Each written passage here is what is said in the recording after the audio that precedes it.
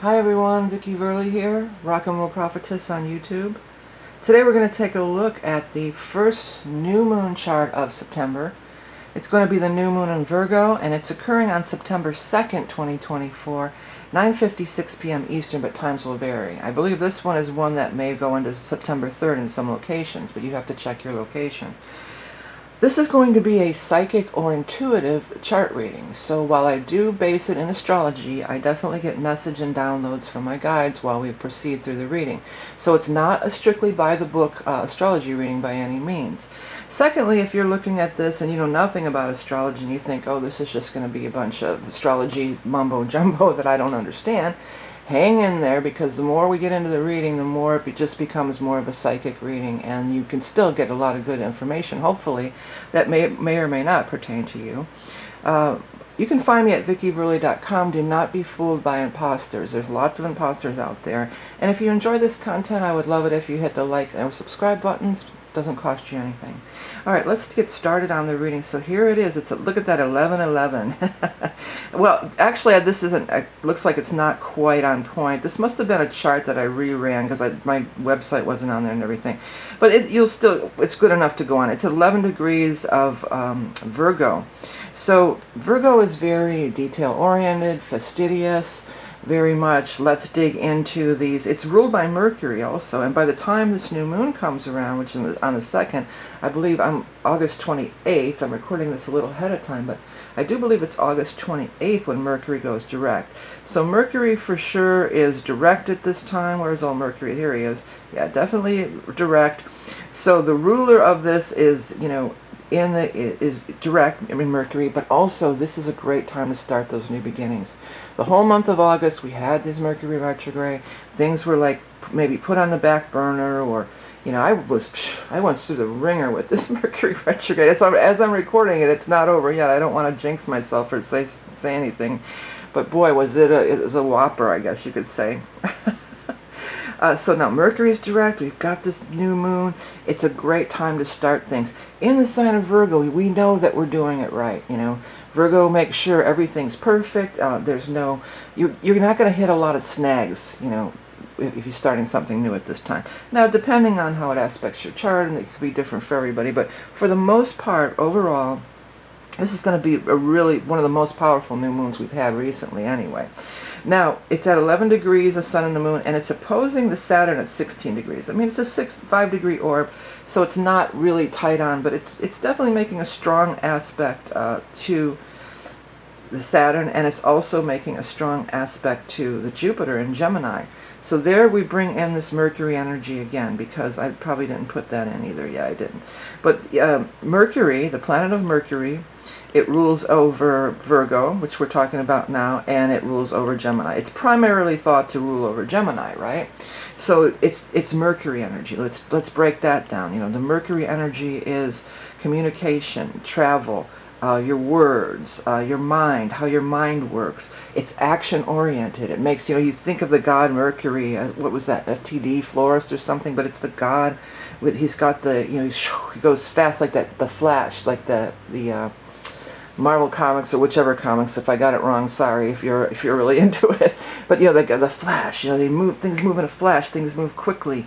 He's got the wings on his feet, things are really starting to happen, things are really starting to move. And Jupiter always expands in this big way. It makes it bigger, better, more. It's the great benefic. It tends to make things go to the brighter side, to the good side of things. Now Saturn, Saturn gets a bad rap, but Saturn is the wise elder. Saturn is the lord of the karma, so sometimes it has to do with karmic things. But in this instance, I'm really getting more that this is about whatever you're starting now. If you're getting a lot of Saturn flack, if it feels heavy, it doesn't feel fast, mercurial. It doesn't feel like it's moving fast. It feels like it's heavy and burdensome, and your feet are stuck in quicksand. That can be the downside of Saturn. But really, all that is Saturn giving you a message like this isn't. Saturn's like, I'm older, wiser, I know what I'm talking about, and this isn't going to fly. I'm not getting behind it. On the other hand, if Saturn deems it to be right or worthy or worth investing in the long term, Saturn has your back. Saturn rules the backbone and the bones and the spine.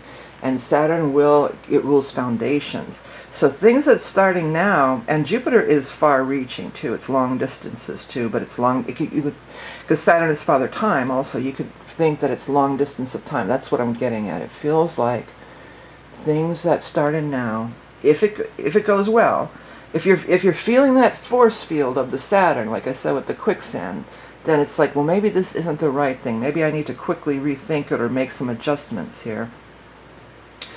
But if you're starting something now, and wow, it could really be very long-term, very long-lasting. So for some of you, I'm feeling like, for the rest of your life, this could be something that's in place for the rest of your life. So, or maybe the rest of your career even, this may be what your business that you're launching, this will carry you through for the rest of your career, or things like this. Could be, now the Mercury, of the whole thing with the Mercury and the Gemini and all that, third house, that's all, young people. It's childhood, young people, kids. Well, fifth house is that too, but I think of that as third house too, like the kids you grew up with, and it's, yappity chatter. My guide said yappity chatter. Here they come. They're coming in with their funky sayings. If you hear me say some really strange things, like these really old-fashioned sayings, that's definitely the guides popping in. Okay, so, but yeah, Saturn is the older, wiser one here. So it's directing all this youthful enthusiasm into something really viable, and it rules like the end of your life. It can. Well, you have your second Saturn return. You're coming into like the end. Not the end, your third act though. It doesn't have to be the end. And some people, people watching this may live to see their fourth Saturn return. If you're young now, there's a good chance you could live to be in your 120 years old or something, you could. What am I thinking? 90. 90 would be, okay. Your second Saturn return you have around late 50s. First one is late 20s, 27, 28 usually. Second one is late 50s, 57, 58.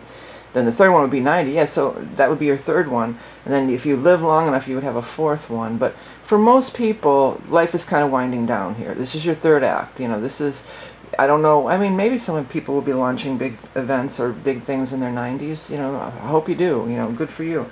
But for most of us, it's like, well, what am I going to do for the rest of my life? With this, it being in Pi, the reason I'm bringing that into effect, if you are trying to follow the astrology, I'm bringing that into the picture because the 12th house and the Pisces energy.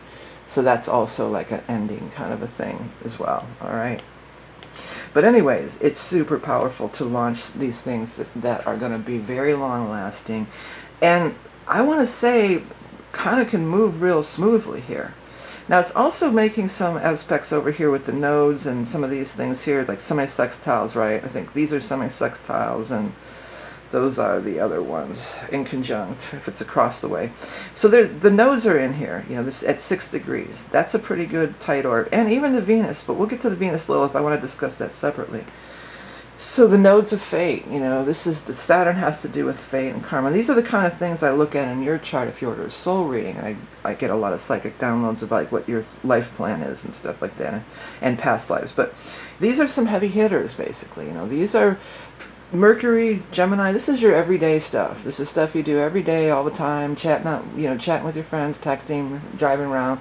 It's all this busy, keeping busy, and the busyness of life. And Virgo has that tendency to be busy too. But this is the bigger picture. This is the deeper soul work that we're doing. It's the heavy duty stuff. So it's, even though it might be that chattery, busy, mercurial kind of stuff, there are these longer lasting implications. You may be, it's like getting into the YouTube channel when I did it. I started out with the kids channel. I actually posted my video of my children's song because I was trying to, I wanted a platform to just send a link so some people could view it. I was trying to get it on like various children's networks and stuff. And so I had it on YouTube, just like, here's the link of the song, and then it started just taking off. And then, next thing I knew, I had, some of my children's music videos are getting close to 1 million views on some of them. They're way up there. And it just I wasn't thinking it was going to be this big, huge thing, but it was just, here's my cute little song, what do you think of it? And there it goes. Same with these readings, I was really the first tarot reader. I know people, I always get flack in the comments, but you can check it by the date. I was definitely the first tarot reader on YouTube, okay? But it wasn't, I never thought it would turn into a business or, God, an industry that it's turned into. It was just like, I threw up a video about tarot as I started doing astrology. I threw up just for fun, and people really seemed to like it. I go, well, maybe I'll just try doing, like the astrology, but I'll just do it with tarot. And, never thinking, it feels like that. It feels like just some little thing, like a kind of, not on a whim necessarily, but just, you may not see the bigger, what it's going to turn into. You probably won't from this vantage point. But if you have this cute idea, well, cute's not the right word, but that's, in my case, that's what it was. It was just this cute idea. I'll just throw it up there. And then it turned into this big thing. And it has long legs. I still get a lot of views on those children's videos, for instance. Those are evergreen. I'm still getting lots of views. It's over, probably, it's definitely like 20 years, I want to say, on those. I want to say, well, maybe it was 06 or 07, something. It's coming up on 20 years when I uploaded my first children's video. So, and it's still children from all over the world watch those videos. So that's the kind of thing. And I just, again, I wasn't thinking anything like that when I uploaded it. I was just like, well, I was, thinking kind of old school, like I wish I could get this on a children's network, PBS or Nickelodeon. I had some kind of thing, maybe it was a contest through Nickelodeon or something, I don't remember. I had a few emails with somebody, but nothing ever came of any of that. But I saw it was there. It was just there. It was public, and it just started getting plays. And then then I said, well, I'm going to do a few more, because I had other children's songs too. And there's I don't know. I haven't uploaded any lately, but there's quite a few of them. So it may be something. If you get this little spark, you get this little idea, and it's just for fun, and let's just put it out there. And it could be very long lasting, way longer than you would ever dream of or think, or it could grow into something that you never dreamed of. We don't even, like, you'll hear the podcasters will say that, they're just like, yeah, I was just putting this stuff up. Because it never was. It never was a vocation. Being a YouTuber never was a vocation before, and with, well, the Pluto's going, we got to talk about the Pluto going back to Capricorn too, but as Pluto finally goes into Aquarius for good, and we're moving into this Aquarius age, there's going to be all kinds of new things that are invented that we don't see from this vantage point, that don't exist right now. But maybe, what you're doing now could be something, who knows what, later, right?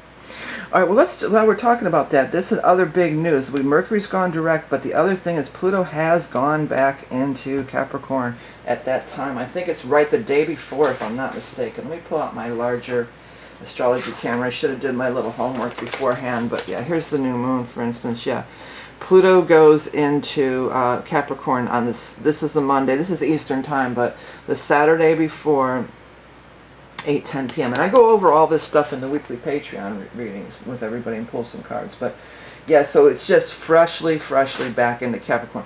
But it definitely is the last dance with Capricorn. I mean, the last dance with Pluto, Capricorn people. And I'm one of them. And that's my node, 29 degrees. That's my south node. So yeah, I've had my fill of this this energy for sure. But it's definitely a big finishing off point, big finishing of the patriarchy. I'm just trying to flip through to the ephemeris part here. I believe it's January 1st. I think we're gonna start the whole new year with the 0 Aquarius, and then off we go. I know for sure when it moves back into Aquarius after this, that's the end of it. There'll be no more messing around in Capricorn. But it's intense, and it's intense. It started this is going back to the energies that was initiated back in 2008. This is stuff that we've been dealing with all the way back to 2008. I was incorrect on that. It's actually going to be November, end of November. It's going to be like the November 20th-ish, and then it's gone. We're out of Capricorn forever. So yeah, there's this little dip for like, what's that going to be, about 6 weeks or so, right? 6 more weeks of this Pluto in Capricorn. and then it's gone for another 250 years or whatever. So we're really being called to dive into that. What was that all about? What was 2008 till now all about? And with the help of Neptune also at this 29, I mean, we could see the deeper implications. Kind of all that stuff I was just talking about with the, you know, the old soul Pisces, Piscean energy. We could get those insights, those downloads. We could see what it was all really about. And in this particular chart, the Mars is, well, we have Uranus there too. Uranus is making an exact trine, Uranus trine Pluto. So there comes those downloads, those ideas, those insights. Because the Capricorn energy, and I am a Capricorn sun, I'm not dishing on you. I lost my website name. I shouldn't have did that. But I just put it up there because people claim your stuff and they try to steal your videos and everything. So I want it displayed all the time. You know, I'm not trying to do a hard sell here. I'm just, I don't want people trying to say that this is not my video. There we go. So we were back on this level, right? Yeah. All right. So what I was saying is, you know, the Uranus can say, well, what was it all about? You get the download. Oh, the Capricorn. That's what I was about to talk about. So the Capricorn, you know, moves up, up, up. Think of the goat climbing up those mountains. You ever see how it's nearly a straight up edge and they're just walking on these tiny little things. But I always say, you know, the Capricorn energy, they'll eat a tin can. You know, they'll do whatever it takes to get to that top of the mountain.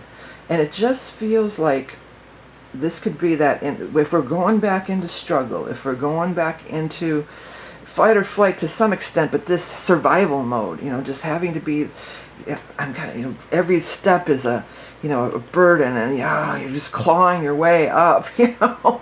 If you're wrestling with something like that, or if it's just something that's just so hard and burdensome, that's really the energy I get out of it.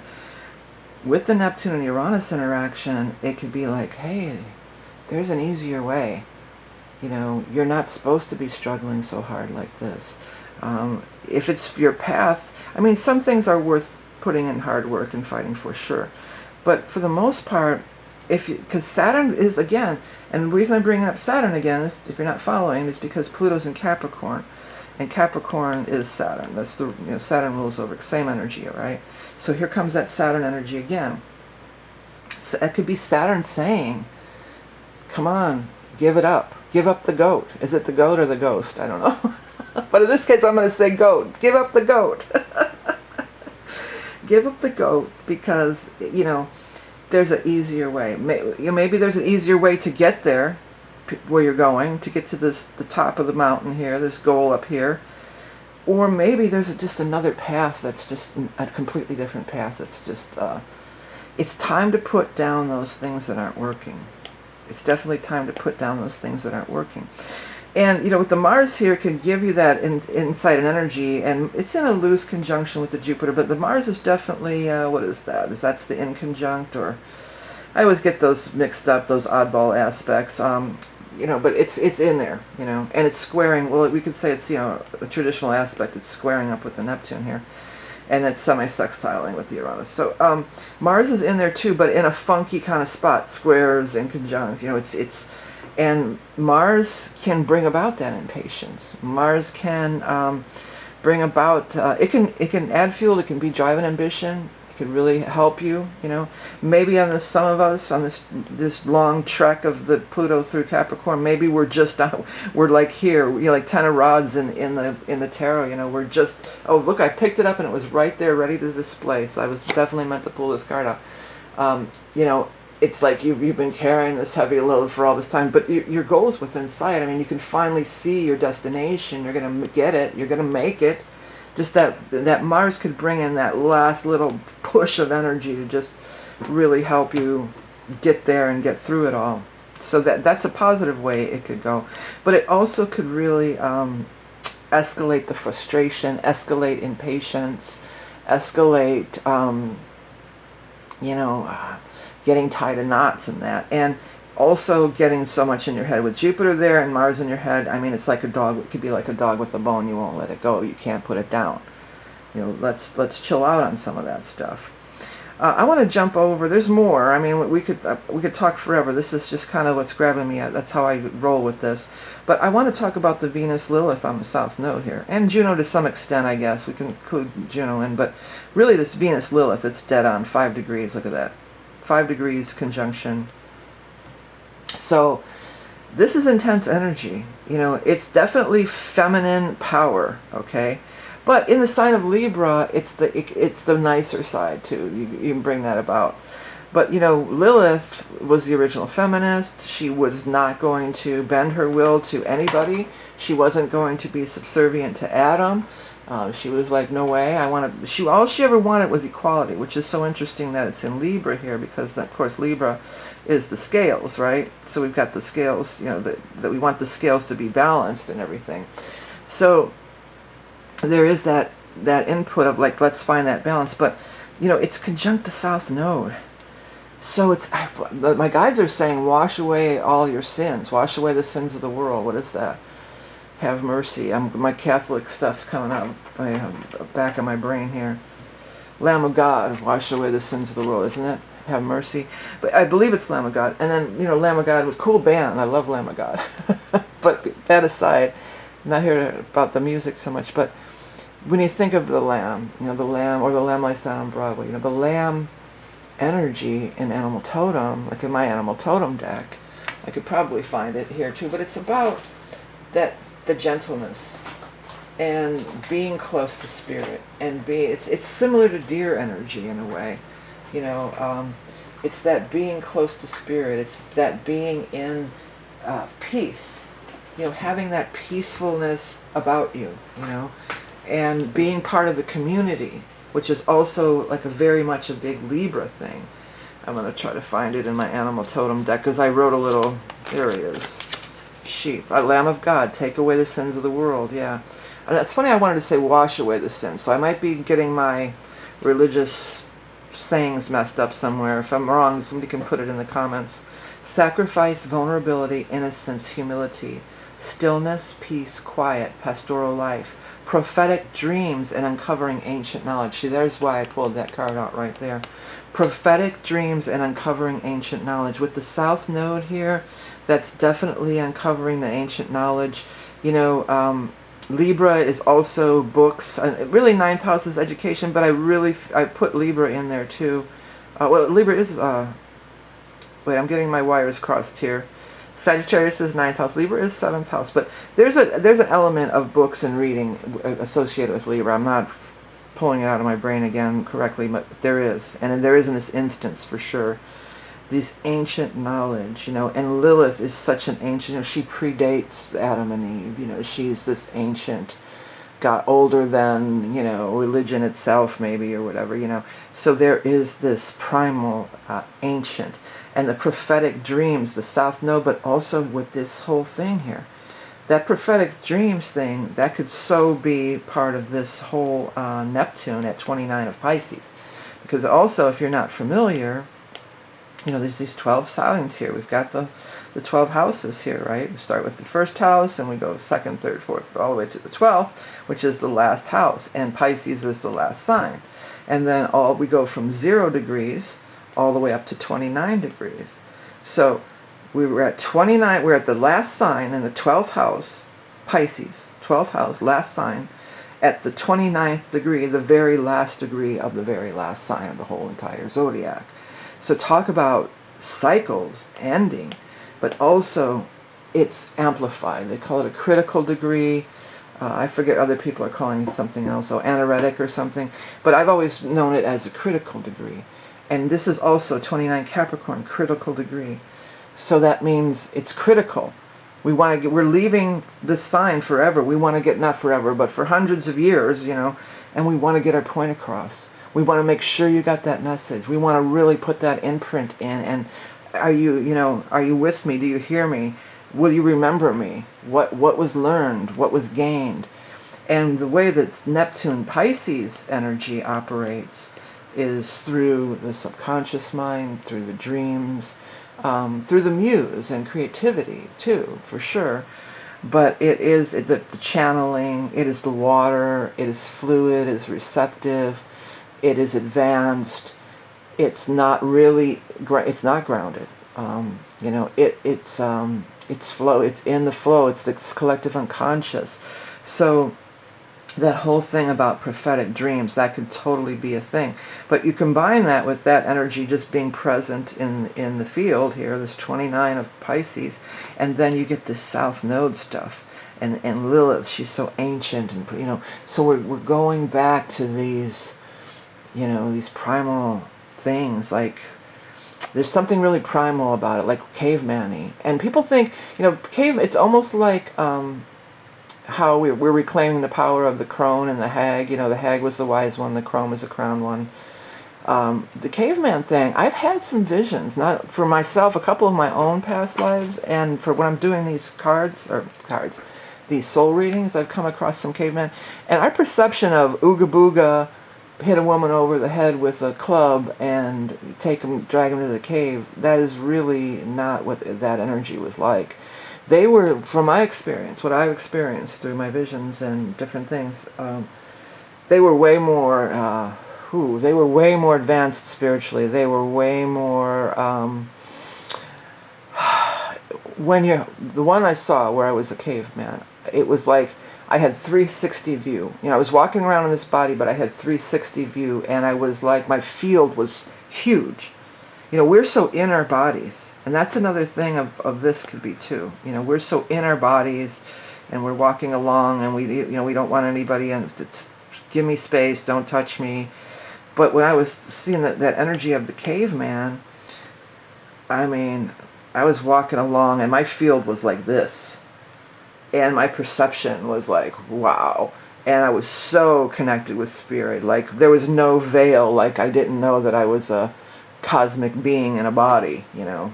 There was no, like, the veil of forgetfulness. You know, I knew, you know, it was so much more than we experience now. I mean, that's a little off topic, but yeah. I've seen that in several things. So that whole perception of cavemen being ignorant and stupid or whatever, or I mean, we could even, you know, fast forward to the 20th century when we're discovering these tribes in the jungle, and we think they are so primitive and everything, but really, you know, they're the ones, they're doing the ayahuasca, they're doing the, you know, the one tribe knew exactly the location of this constellation that our scientists never discovered. So just because, you know, this whole, and that's the 29 Capricorn too, this patriarchy, this whole, we're stronger, we have guns, so we're smarter, we know better, and you're ignorant and stupid, or you're primitive. No, there's a reemergence. There's definitely, even, I mean, I've never done ayahuasca, and I doubt that I would, honestly, but I'm not judging if you do or not, but it's definitely gaining popularity, you know, because I'm just too out there already. I can barely handle shrooms. I haven't even done shrooms in a really long time, because I'm so out there already. I'm always trying to bring it back down to center here, grounding. But I mean, it's becoming popular because people are wanting this 29. They're wanting to know this deeper meaning, and these are ancient things. Ayahuasca's ancient. You know, they were here, you know, before these plant entities or beings. You know, they were here before the dawn of time or whatever. You know, and that's this South Node, this Lilith thing. You know.